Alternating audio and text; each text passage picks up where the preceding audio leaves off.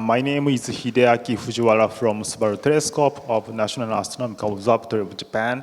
Today I would like to talk about the observational research of dust in the warm debris disk. And this is a collaboration with these people, mainly from Japan and some of them from Europe.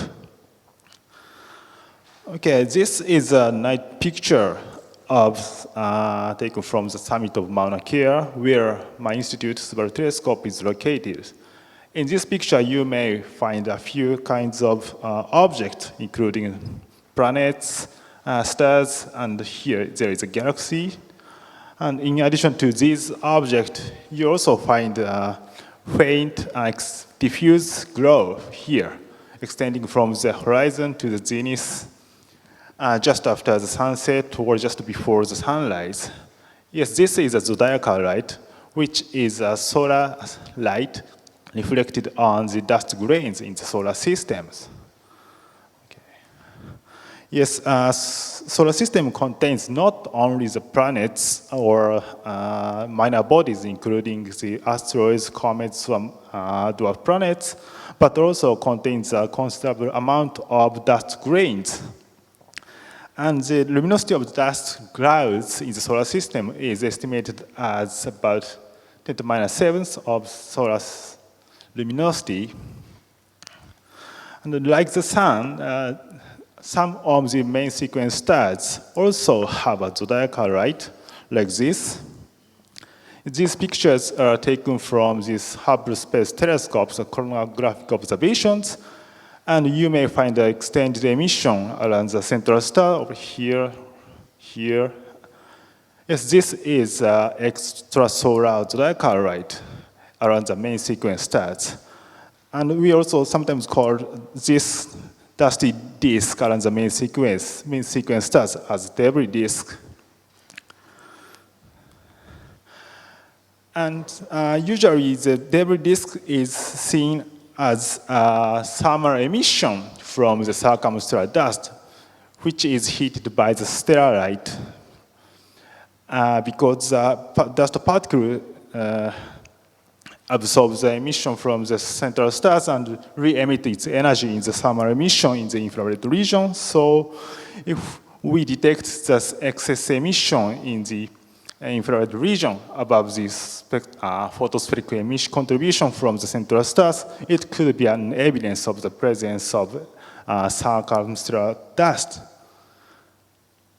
And actually, the first example of the debris disk is bigger, whose infrared excess at 25 micron and longer is discovered by IRAS observations in 1980s. And so far, we have identified more than 100 candidates of debris disks from the wide area survey. And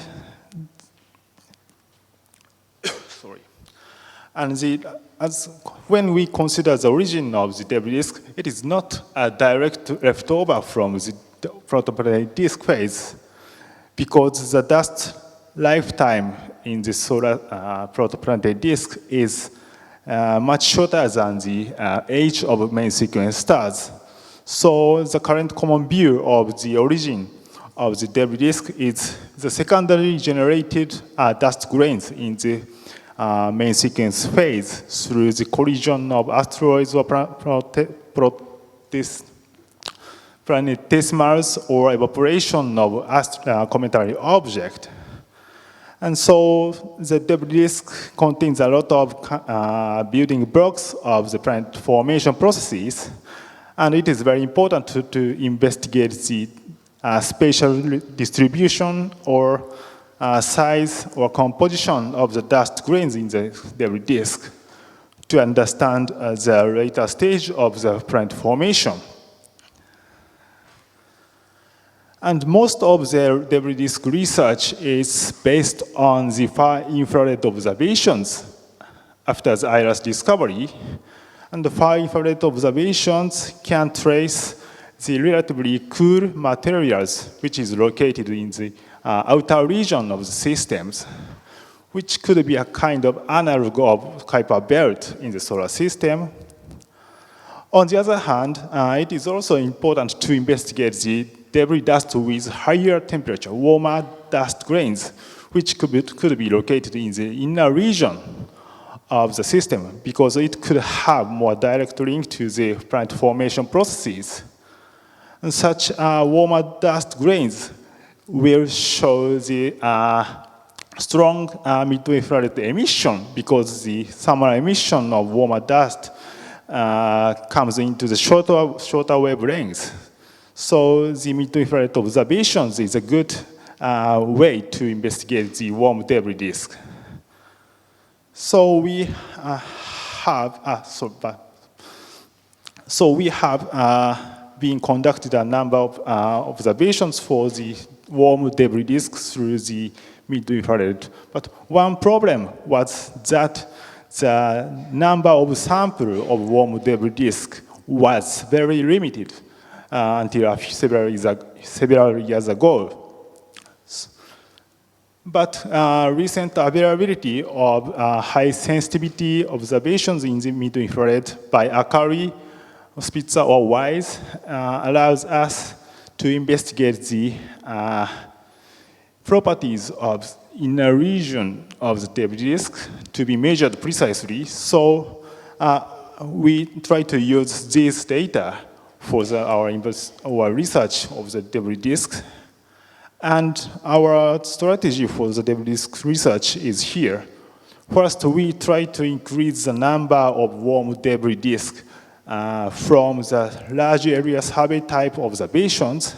Then we move on to the further investigation of selected debris disk candidate with follow-up observations, one by one.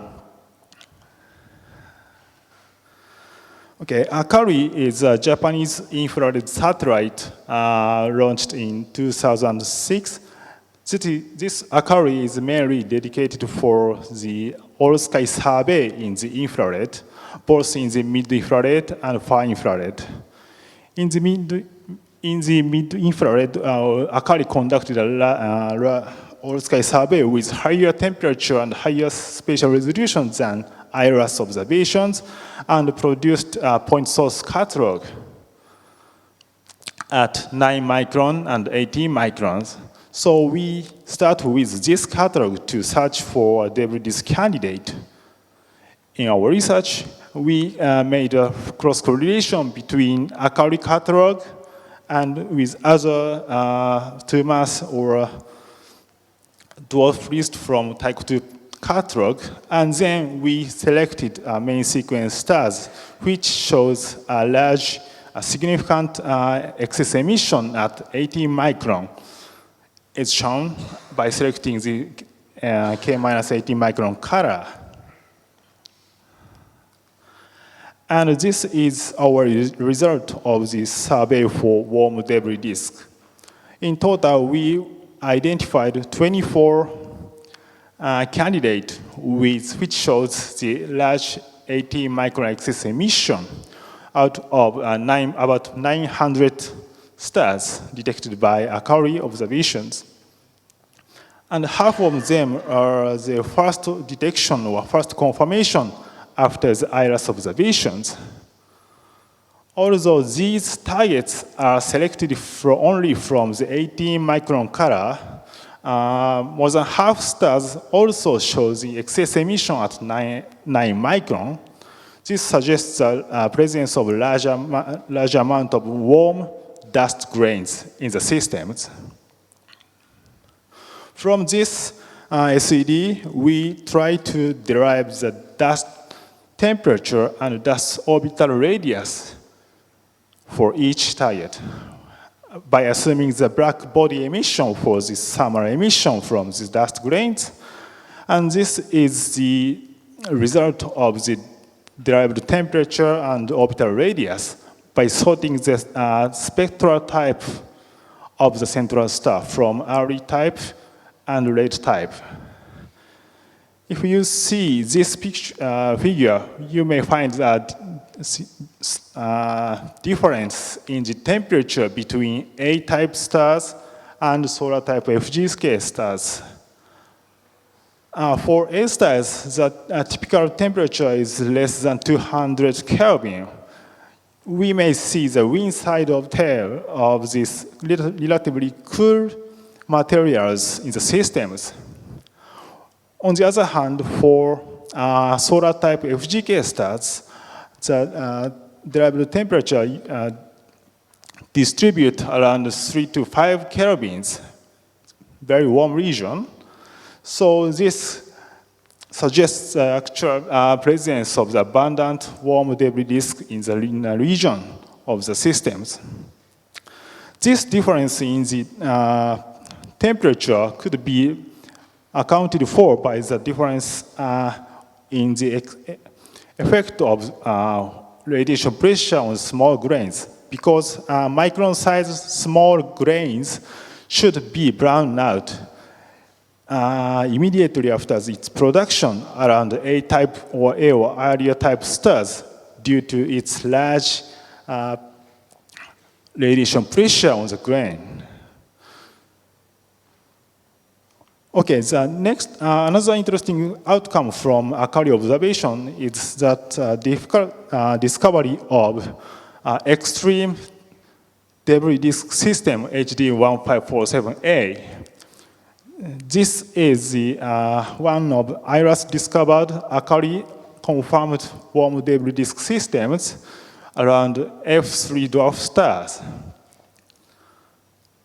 The uncertainty of the age estimation is very large, from 80 mega-year to 2 giga-years. But anyway, this star is very interesting because it shows a very bright, extremely bright mid-infrared excess above the photospheric emission. And also it shows a very warm dust grains here. So we have been conducting a number of follow-up observations for this target by using multiple instruments. Okay, this is what I would like to show you here the most. This is a result of our follow-up observations of this system, extreme debris disk systems. The SED covering from near-infrared to far-infrared. The point shows the photometric result from near-infrared to far-infrared from multiple instruments, including AKARI, Subaru, FIR, and Spitzer. In addition to the photometric data, we also show the mid-infrared spectrum here, which is taken by the Spitzer IRS from 5 micron to 35 microns. In this spectrum, we clearly see that dust features peaking at 9 micron and 21 microns. From this spectrum by IRS Spectrum, we estimate the temperature and composition and luminosity of the dust grains around the stars by using a model fit to the spectrum. And we derived that the dust temperature is about 500 Kelvin, and it is corresponding to the location of dust grains at about 1 AU. We also find that the shape of the dust feature is well accounted for by the silicate dust plus silica SiO2 dust, which could be a possible sign of hypervelocity impact between large parent bodies, as suggested by Reese's paper. In addition, we also find that the luminosity or fractional luminosity of dust grains for this star is 0.005, which is one of the dustiest debris disk system known ever. And this very large luminosity of dust cannot be accounted for by the steady-state model of debris disk with planetesimal collisions. So we need to consider a kind of transient dust production event for the origin of this system. And if we look at the far infrared region, the far infrared flux here, measured from Herschel or AKARI, is very consistent with the model expected from the mid-infrared region data. So this suggests no extra excess emission in the far infrared region. So we conclude that the cool dust grains is not required to explain this observed SEDs around the HD1547A.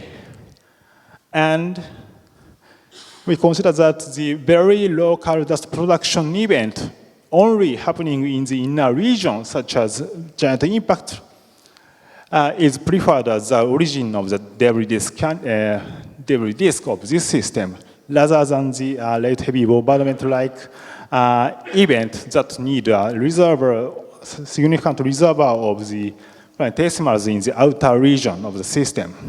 So considering the situation, we speculate that a kind of giant impact-like event has happened in the system recently, and this target could be very important for the understanding of impact process during the planet formation.